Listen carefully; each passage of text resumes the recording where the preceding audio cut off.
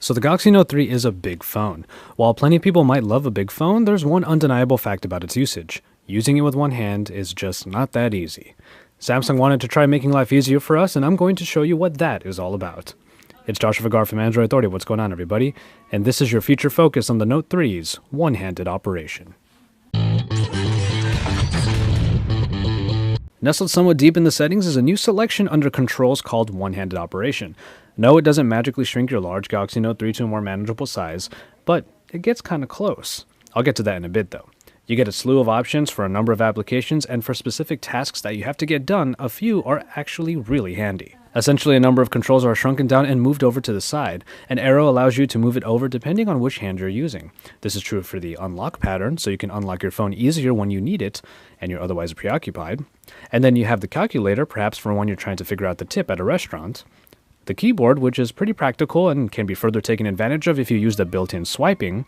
And finally, the phone keypad and the buttons that come up when you're in the middle of a call. For the most part, these are the functions that end up being hardest to do when using one hand on the Galaxy Note 3. It's a feature that we've seen done in the LG Optimus G Pro, admittedly, though Samsung took it a bit further by adding more scalable apps and elements.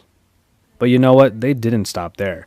No, Samsung went even further by adding this top option. Yes, you read that right. All screens. Basically, what happens is the entire working area of your TouchWiz screen gets shrunken down to a more manageable size, leaving the rest of the space blue and blank.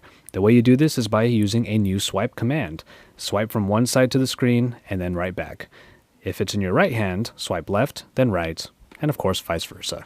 Right here you can see it working for yourself. Literally, the entire screen is shrunken down and you are able to move around if you press and hold the top bar, which is where the buttons are for resizing the screen and for exiting the mode. There are even buttons at the bottom for all of the main functions and volume. I do have to say, however, that the all screens assertion isn't completely true. Two main instances where the one-handed operation didn't work for me at least are in the camera and in the games, and this is most likely because of the graphics processing required on either task.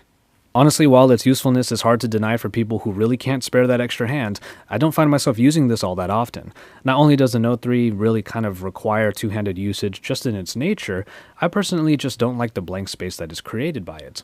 For a screen as awesome as the one found on the Note 3, you just want to use it completely.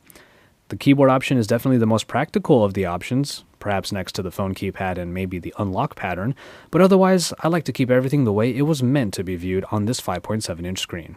I do have to give props to Samsung, however. They added yet another tool in their large bag of Galaxy navigation tricks. We have a slew of other features to focus on, so stay tuned. We'll be talking about the S Pen and the camera, just to name a couple. If you haven't seen my Note 3 full review or the drop test, make sure that you do.